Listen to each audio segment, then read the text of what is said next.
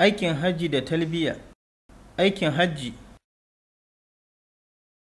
Idan maniyaci ya gama wankansa da tsaftarsa, ya sanya kayansa na ihrami, namiji zai cire duk wani ɗinkakken abu, sai ya niyyar shiga aikin hajji ko umra. Ana so ya faɗi irin aikin da ya yi niyya. Misali, idan ya yi niyyar umra sannan ya zarce aikin hajji sai ya ce, labbaik Allahumma umratan mutamatti'an biha ila al-hajj. Ma'ana, ya Allah, na amsa maka da umara ina mai wucewa da ita zuwa hajji. Ko kuma ya ce, labbaik Allahumma umra. Ma'ana, ya Allah, na amsa maka da umara. Ko kuma idan hajji ne kaɗai sai ya ce, labbaik Allahumma hajjan. Ma'ana, ya Allah, na amsa maka da hajji. Idan kuwa hajji da umara zai yi a haɗe sai ya ce, labbaik Allahumma hajjan. Ma'ana, ya Allah, na amsa maka da hajji. Wanda zai hada hajji da umara sai ya ce, labbaik Allahumma hajjan wa umratan. Ma'ana, ya Allah, na amsa maka hajji da umara. Saboda hadisin Anas dan Malik, Allah yarda da shi, ya ce, na ji manzon Allah tsira da amincin Allah su tabbata a gare shi yana cewa, labbaika umratan wa hajja. Idan ma maniyaci bai ce komi ba, to niyyarsa ta zuciya ta wadatar masa. Bayan shiga ihrami, musulmi zai fara aikin hajji kai tsaye. Aikin hajji kuwa shine abin da alhaji ko mai umara yake faɗa ko ke aikatawa. Yana da nau'i kala-kala. Kala na farko shine tamattu'i.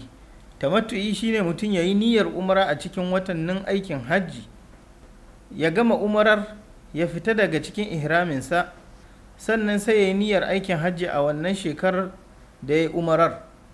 Na biyu daga cikin nau'ukan aikin hajji shine ƙirani.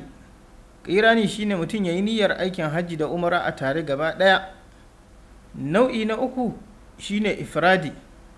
Ifradi shine ya yi niyyar aikin hajji kawai. Waɗannan nau'o'i guda uku sun sha bamban a wajen ihrami. A tamattu'i zai yi niyya sau biyu, ta farko ta umara, sannan ya cire ihraminsa bayan ya gama ta, sannan sai ya yi niyyar aikin hajji. Amma a ƙirani zai yi niyya ɗaya ne tak don yin aikin hajji da umara. Haka ma a ifradi zai yi niyya ɗaya ce kawai, ita ce ta hajji. A wajen yin talbiya yayin niyyar shiga ihrami, mai tamattu'i zai ce, labbaika umratan. A wajen niyyar hajji kuwa zai ce, labbaika hajjan, ko kuma ya ce, labbaika umratan mutamatti'an biha ila al-hajj. Idan kuwa ƙirani ne zai ce, labbaika umratan wa hajja. A ifradi kuma zai ce, labbaika hajja.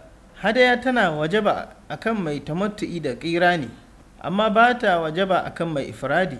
A cikin tamattu'i akwai ɗawafi biyu, na farko na umra, na biyu kuma na hajji. Amma a ƙirani da ifradi to ɗawafi ɗaya ne, wanda kuma na dole ne. Wannan ɗawafi shine ɗawafin hajji. Haka ma sa'ayi tsakanin safa da marwa. A cikin tamattu'i akwai sa'ayi biyu, na farko na umra, na biyu na hajji.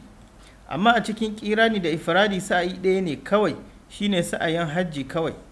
Aikin hajji da ya fi falala shine tamattu'i, saboda shi manzon Allah tsira da amincin Allah su tabbata a gare shi ya umarci sahabbansa da yin shi. Sannan sai ƙirani, sannan sai ifradi. Talbiya. labbaik Allahumma labbaik, labbaik la sharika laka labbaik, innal hamda wan ni'mata laka wal mulk la sharika lak. Ma'ana shine, ya Allah, na amsa maka, na amsa maka.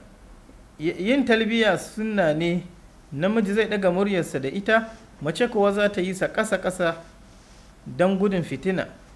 Maniyaci zai fara talbiya bayan sanya ihraminsa, ya yi ta yinta a kan hanyarsa.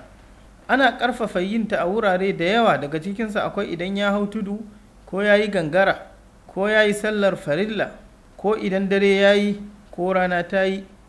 Zai daina yin talbiyar umara idan ya ga Ka'aba, ya sumbaci Hajarul Aswad. A hajji kuwa zai daina talbiya idan ya fara jifan wurin jifa na ƙarshe a ranar Idi.